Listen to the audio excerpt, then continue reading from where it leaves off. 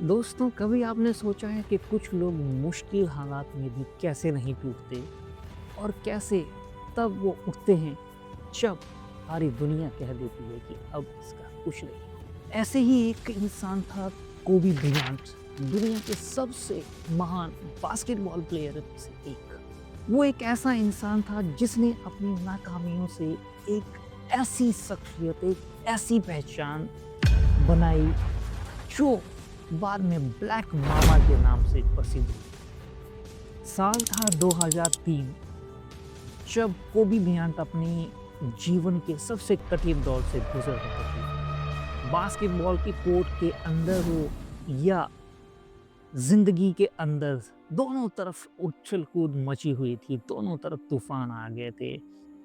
उनके ऊपर बहुत सारे आरोप लगे थे, एलिगेशंस थे और उन आरोप की वजह से वो कोर्ट के चक्कर खा रहे थे और बास्केटबॉल के कोर्ट में भी उनकी परफॉर्मेंस अच्छी नहीं चल रही थी।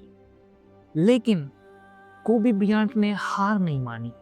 कोबी ब्रायंट का कहना था कि अगर मुझे इस सिचुएशन से लड़ना है तो मुझे अपने अंदर एक नए इंसान को जन्म देना होगा। और यहीं से जन्म हुआ दोस्तों द ब्लैक मामा का, एक ऐसा खतरनाक जहरीला सांप जो किसी को भी डस ले तो उसका बचना नामुमकिन है।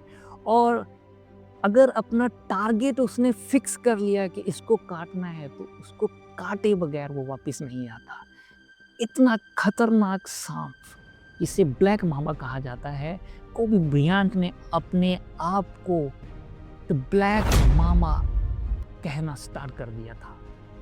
अब कोबी ब्रायंट के दो रूप थे। एक वही साधारण रूप जो बास्केटबॉल के कोर्ट के बाहर था, एक साधारण इंसान, आम इंसान। और दूसरा वो जो बास्केटबॉल के अंदर द ब्लैक मामा के नाम से जाना जाता था। जी हाँ, कोबी ब्रायंट अपने आप को जब भी वो बास्केटबॉल के कोर्ट में एंटर होते थे तो वो अपने आप को फ़ील करते थे। उन्होंने अपने आप को बताना स्टार्ट करा। अपनी इनर सोल से उन्होंने बोलना स्टार्ट करा कि अब मैं ब्लैक मामा हूँ, अब मैं टारगेट को हिट करूँगा, अब मैं बास्केटबॉल को सीधा बास्केट में डाल कर के आऊँगा। और कोबी ब्रायंट खुद बताते हैं कि जब उन्होंने ये चीज़ माननी स्टार्ट करी कि वो कोर्ट के अंदर ब्लैक मामा बन जाते हैं तो उनकी भागने की क्षमता, उनकी दौड़ने की क्षमता 2 गुना से 3 गुना बढ़ जाती थी और वो टारगेट को हिट कर देते थे।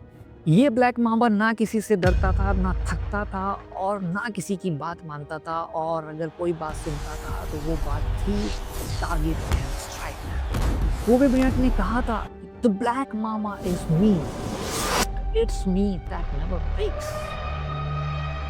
मैं ब्लैक मामा हूँ लेकिन वो ब्लैक मामा कभी टूटता नहीं है, कभी थकता नहीं है और हिट कर देता है।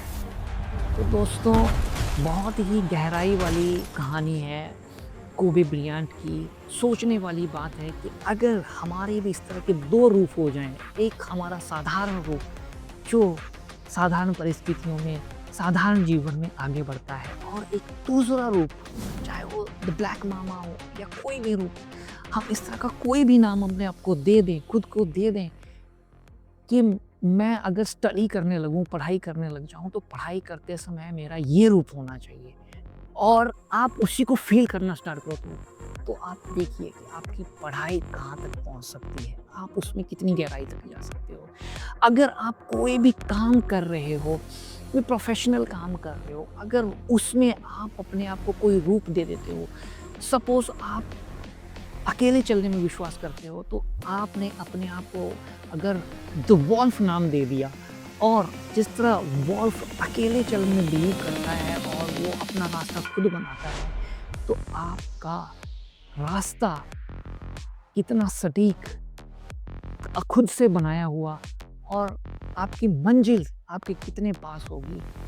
कहने का तात्पर्य ये है दोस्तों कि ये ब्लैक मामा की जो स्टोरी है, जो कोबी ब्रायंट ने अपने आप को ये नाम दिया, ऐसे नाम हम लोग भी अपना रख सकते हैं।